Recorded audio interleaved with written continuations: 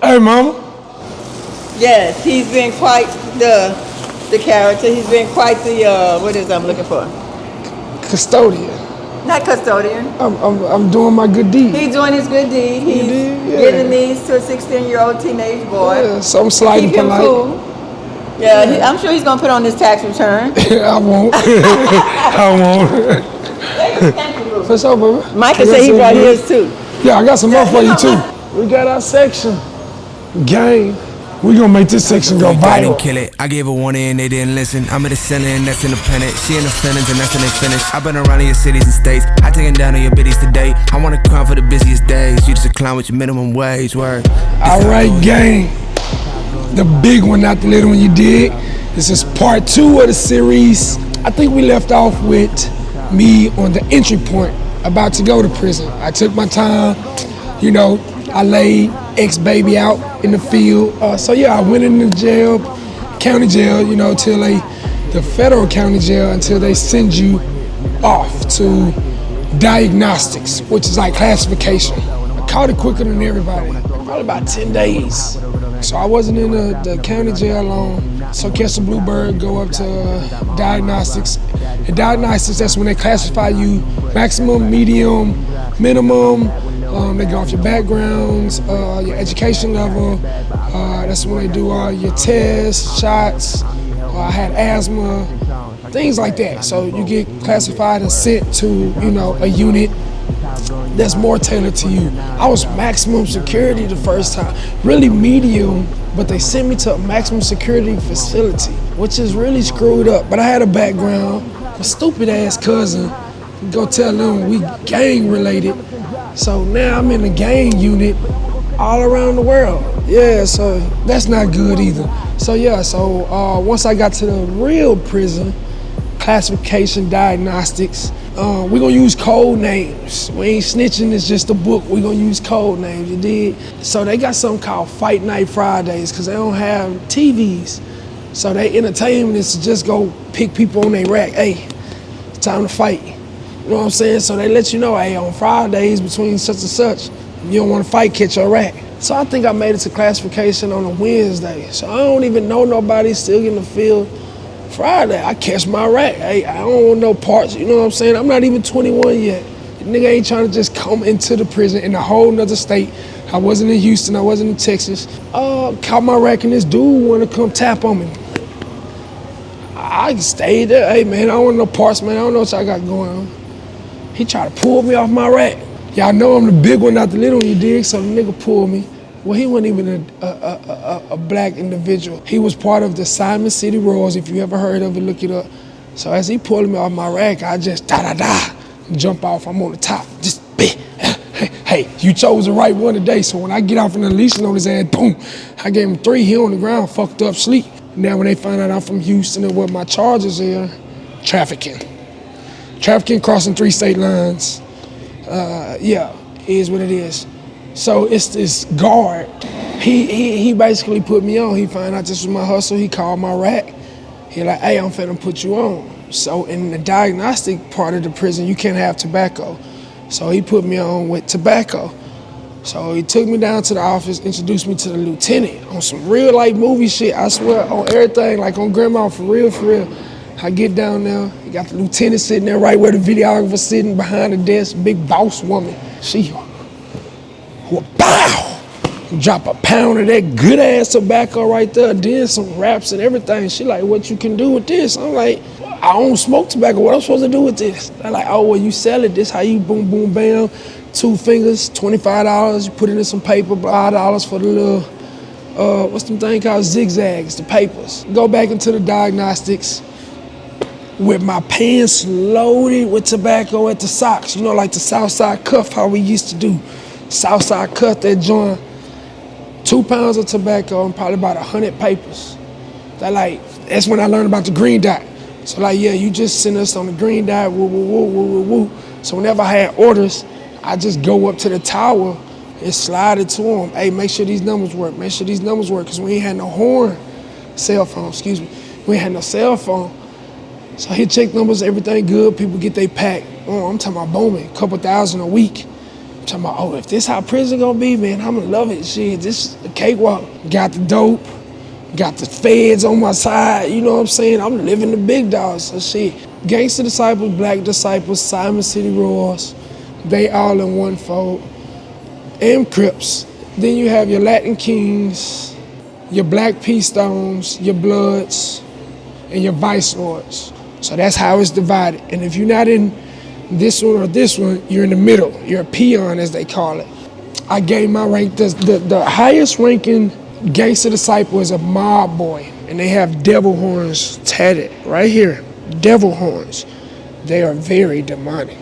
Dude named Tank, he put me under his wing. So, hey, Lil Blood, you can't mess with Lil Blood. Boom. All of a sudden one morning, I get pulled. All that good shit go. Had to dump everything, leave it with people, had to let the guard know, you know, how, yeah, it was crazy. So I get moved to the real prison now. So we're at the real prison, the worst one in Mississippi. So now I gotta do this all over again, get my name solidified, all that, blase, until the kites come. Kite is word from across, from the other members, hey, he's good, Blood is good, H-Town is good. So yeah. We get there, first night. Mind you, I'm not even 21 yet, and this isn't today's day and age. First night, I see some homo activity. I wake up in the middle of the night to go use the restroom. I seen a man giving another man fellatio. I'm like, ooh, let me go back to my bed. Ooh, I ain't see shit. So the next morning, I'm distorted. I'm fucked up, y'all. I'm sitting there like this.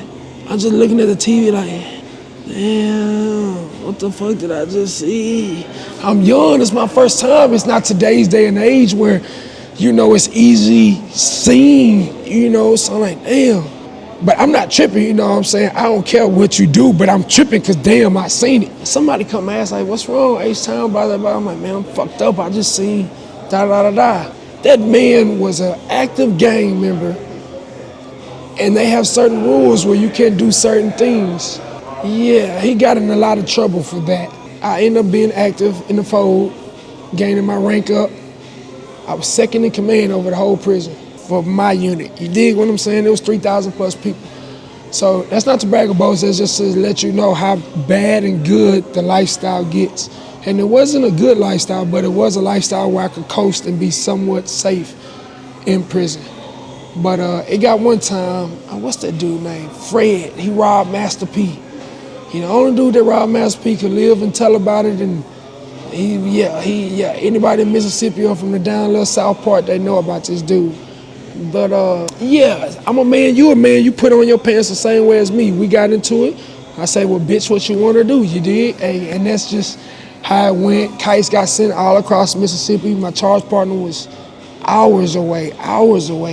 So he called my horn, hey, you don't want to mess with dude, man. He's woo, woo, woo. I'm like, bro, I don't give no freaks, you did? Like, he put on his pants the same way I do, so however it's gonna go, it's however it's gonna go. I told you I had already tasted me some, so if I had to go, I'm good to go. I done lived a good life. So, long story short, they ended up calling the fold, calling the meeting, and we got that shit squashed. So God was on my side, and the rest of the Fed sentence was pretty easy. Like, I had 2 cell phones. I rented out 1 cell phone to make money, had my own personal phone. The love, I had an abundance of love from females and males. My stacks of mail, every day they call in my bed. It don't matter. I had a prison guard, she was bringing me free world food, and I got some nook in prison. Yeah, some real nook, not that boy nook. I got some real nook, you did? Yeah, in the tower, not once but twice. We got caught that second time. That was in the little cafe, the little red boys. What them red? They was boot camp. So they had that was boot camp youngsters, even younger than me, like 16, 15. So they went in, screamed on us, yelled on us. So they moved her to the other side of the prison. Ran across her again, got her anyway. We still follow each other. She probably gonna see this. She know ain't no fabrications in this story. But yeah, got me some nook in prison, had cash money for her birthday. I gave her $70 cash, a 50 and a 20.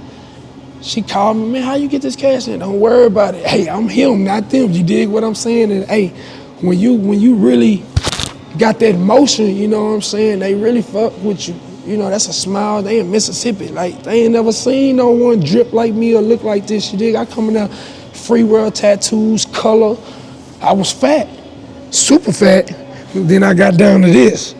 So I got me some good, prison was actually pretty cool. So on the way after I got through with that stint, pretty much I had to go handle my business with my other cases in Texas, TDC. So I did a little bit over 2 years in Mississippi and then had to get transported down here. So like I said, the Mississippi, I learned a lot. I had a lot of time. I got tatted too. I got prison tattoos to tell my story. Had a lot of time to grow my mental, learn how to please a woman. I read a lot of sex books, so I came home pleasing the shit out of y'all women, no cap. And I came home on a whole different hustle. It's like they say you go to prison, you pick up a whole nother hustle. It's like I gained a PhD in everything, like everything, but that's gonna be on the next series. But yeah, I learned a lot. I was already in college. I feel like that was another college. I got my master's, my doctorate, my PhD. I got it all going through prison life and actually Sam Houston State University. So yeah, when I got through with the Fed time, I had to go be extradited back home here to Texas and take my Texas time. And that's where we pretty much, you want to know about my Texas stint, tune in to part 3. Shit, we going Texas route next. I'll see y'all next time.